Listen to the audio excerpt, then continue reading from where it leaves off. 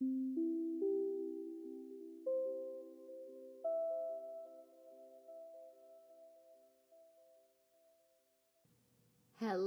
I'm back again. I redesigned my character model, I made a new background, and now I'm ready to talk about LoliRock. So I didn't really grow up with LoliRock. In fact, I was well out of high school and had already started my first job in 2018 when I sat down to watch it. I had seen it around and had actually been avoiding the show for a while because of the name. It should be pretty obvious to anybody who has eyes or ears why I didn't dig the name at first, but anyone who is still in an innocent enough phase in your life to not know what the term lolly means, I'm about to curse you with some knowledge. So, on the internet, groups of weirdos will refer to characters from TV shows, particularly anime, that look like little girls and call them lollies, and then they will try to justify their attraction to said character who looks like a child. A prime example of this is Kana from the Dragon Maid anime. Just because she's 300 years old doesn't mean you aren't a weirdo. So I feel my reluctance to give the show a try was pretty justified just based off of the knowledge I had being a human who was on the internet. Well, one day when I came home from my soul-crushing job, I decided I want to watch some magical garbage. I want the worst of the worst. Oh, this show has lolly in the title. I've been avoiding it. I'll just sit down, watch it, and just tear it to shreds and let off some steam. I love complaining about a bad show. But no. You guys, it's actually great. By the end of episode 1, I was enthralled. I love this show. You know, it's not perfect. Nothing's perfect. But as far as magical girl shows go, I would call this one the standard. You know, we're not talking about existential dread in this one. We're not talking about how being magical girls is suffering. You know, Madoka Magica has its place, but the reason why I like magical girl stuff is because real life sucks and is hard, and I want to escape that for a little bit with a fun, pretty show. And LoliRock really takes the cake. Like, you're not getting anything mind-blowing or groundbreaking, but what they do it well. The art direction is really good. I love how the episodes look. I don't remember being extremely annoyed by any of the characters. I remember the storyline having a couple twists in it that I actually thought were really nice. They did a really good job at keeping the stakes high enough to where I was constantly engaged and wanted to know what was happening, but they never strayed too far from that, like, fun, super girl-centric atmosphere. Like, this show radiates the vibe of a unicorn Lisa Frank backpack, if that makes any sense. And that is the vibe I live for. The show centers around Iris. She is a long-lost princess from a distant planet, and yes, it's overdone, and yes, I still love it every time. She's joined by Princesses Talia and Ariana, and in Season 2, Princesses Lena and Carissa join them as well. And I like Lena and Carissa okay, but really they didn't leave as much of an impact on me as Talia and Ariana did. We have Iris's love interest, Nathaniel, and he's fine. He's never that annoying. There are some episodes where he gets some time to shine. Their relationship is actually one of the more healthy ones I've seen portrayed in little kids' cartoons, so yeah, why not? There's Aunt Ellen, Iris's adoptive aunt, which I love Aunt Ellen as a character. She's actually one of my favorite guardians in a magical girl show, but I think it's weird how she adopted Iris, but chose to be her adopted aunt instead of just being her adoptive mother because she's the stand-in for her mother figure anyway. The last duo of characters I want to talk about before moving on to the next bit are Mephisto and Praxina. There are villain characters, and typically they show up with a monster of the week trying to get the magical MacGuffin crystals before the heroes can. And I love them. Anybody who has seen the season 2 finale will understand my rage at never receiving a season 3. Well, almost never receiving a third season. I was elated when I did a little bit of reading for this video and I found out that the creator said on Instagram that season 3 is in the works. It should be out sometime by 2025. I am so excited because you just can't do Mephisto like that. My boy, he was so good in season 2. He didn't deserve that at all. And Praxina doesn't deserve the heartache she got. So I'm going to try out a new format for the next few videos I put out. It's actually been a few years since I've sat down and watched LoliRock, and I thought it would be fun to, instead of just binging the whole show and giving you my condensed opinion, to just go at it a couple episodes at a time and talk about them. Kind of rediscovering all the little ins and outs and stuff that I may have forgotten while talking to you guys. So I'd like to finish off this video by talking about episode 1. We open on Iris, who's working a babysitting gig. She's doing a pretty good job. The kid's going down to bed on time. She's making toys float in the air while singing a lullaby. Until the little girl's mother walks by, scares her, and all the toys drop all over the ground, and I guess that means she gets fired? Like, I'm gonna be real here, this is the least messed up kids' room I've ever seen. Like, there's what, maybe 7, 8 toys scattered around the room. You could pick that up in less than a half a minute. But because she got fired, she has to go to the smoothie bar to talk to her long-standing crush, Nathaniel. Their long, drawn-out romance is actually less annoying to me than average, just because they really do care about each other. There's not a whole lot of like, will they, won't they tension. You know they're going to end up at the end. They're always so nice to each other. It's a fine relationship. I'm not mad about it. But Nathaniel and Iris are kind enough to let the viewer watch some flashbacks to let you know that weird things do happen every time Iris sings. But in spite of this fact, Nathaniel hands her a flyer and he's like, I think you should be the lead singer of a band. But Iris is like, didn't you hear anything I just said? My magic voice froze a pond and trapped some ducks.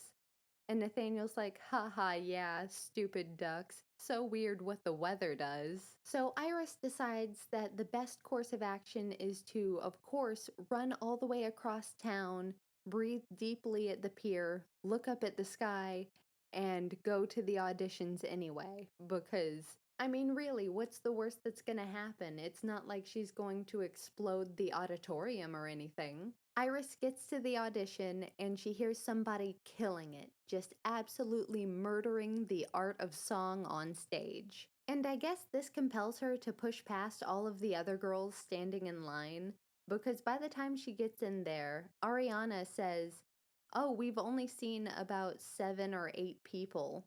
But Talia is like, no, I've had it with this talentless town. Obviously, nobody here can sing. We'll never find the princess this way. Let's just leave. But Iris shows up and she's just like, watch this. I'm gonna blow your mind. And then she blows up the auditorium. And I don't really understand why she's so embarrassed. If I could wield that kind of power, I would strike fear into the hearts of men. But Iris is embarrassed and not ready to take over the world and rule it with an iron fist, so she runs away. And while she's running away, she meets Mephisto and Praxina, who just immediately try and kill her. Like, Mephisto misses, but he was trying to just one-shot her, so they didn't have to deal with it. Oh, if only the rest of the series had evil plans with that kind of beautiful simplicity. Iris then starts running for her life because insane people who wield crystal magic are after her. And just as all hope is lost, 2 magic princesses on the back of a Pegasus show up. And this is the point in the show where if I were actually in the protagonist's place, I would just have like a full-blown panic attack. But Talia calls down to Iris and she's like, if you want to survive this, you need to sing. And Iris is like, what?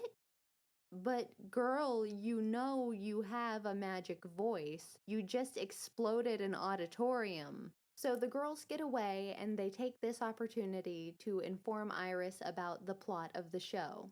She's the long lost princess. They've got to go collect the rainbow crystals before the villains do. Anybody who's seen the first season of Sailor Moon knows how this song and dance goes. So Iris takes them to her house and she's just like, hey, Aunt Ellen, these are some new exchange students. By the way, I can't remember them ever attending school in this show. I guess we'll rediscover that later. But Iris is like, they're exchange students. And since we have so much extra room, can they please stay with us, pretty please? And Aunt Ellen, who has her own secrets to keep, is just like, sure, why not? There's what I think is a pretty fun scene where they're teaching Iris how to do her like battle call, where she's like, Iris, Princess of Ephedia, and like it causes her pendant to glow and transform her into her magical dress.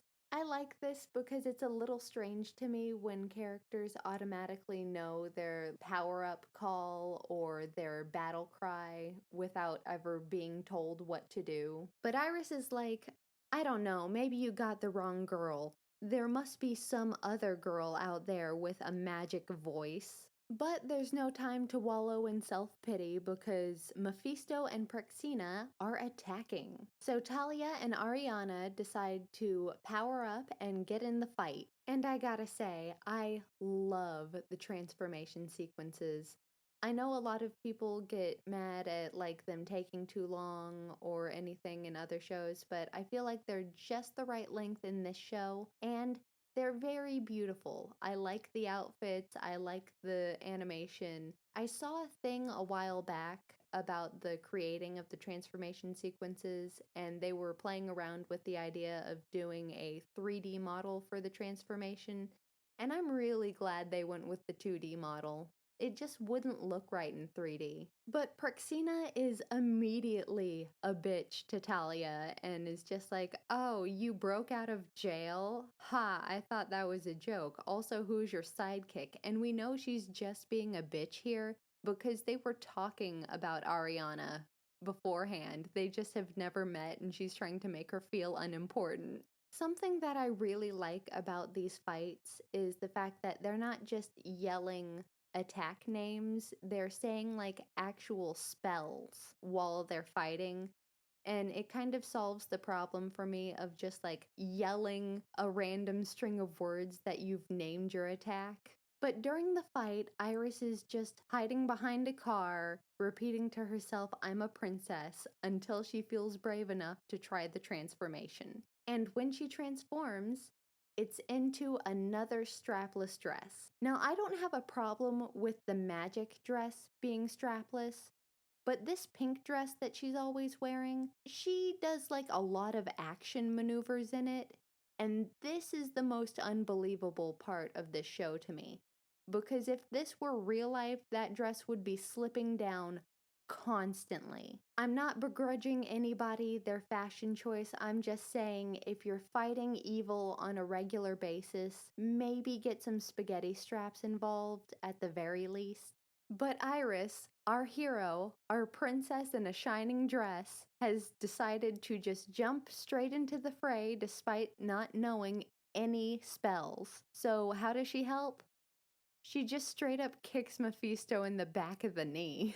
And Mephisto takes an unreasonably long amount of time to recover from this kick to the back of the leg for somebody who's like a soldier of darkness in Grimoire's army. Also, I think Mephisto and Praxina are the only people who serve under him who are actual people. Like, I'm really struggling to remember anybody else who works for Grimoire. Like, how tough can the ultimate evil be if his only henchmen are like two 16-year-olds? After Mephisto recovers, his revenge attack on Iris is just to push her down. Like he didn't even encase her in crystal or anything. But then the girls all band together and they perform the one named attack in this episode, Crystal Lovestruck. And that's pretty much going to be the finishing move most of the time. So we wrap this first episode up by undoing the dark magic and Aunt Ellen asking, "What was all that noise I heard?" And Iris lies and she's like, "We started a band." And then just immediate smash cut to them already on stage with costuming and a massive set and playing to a giant crowd. In later episodes, they kind of play at the idea that they're like working their way up to success, but it kind of feels like they're an overnight sensation. Even though I don't really like it when magical girls start a pop band, I'm not that against it here. Iris loves to sing, we've established that in her character, and if I'm being super honest, I listen to We Are Magic unironically. I love that song. It just makes me happy. I don't know what else to say. And that's where I'm gonna leave it. So let me know how you like this slightly new format. If you have anything to suggest as far as like videos you'd like to see or shows that I should put on my Magical Girl show list, let me know. And be sure to like or comment or subscribe or something. I don't know. I'm trying to be a real YouTuber. Well, that does it for me. Peace out.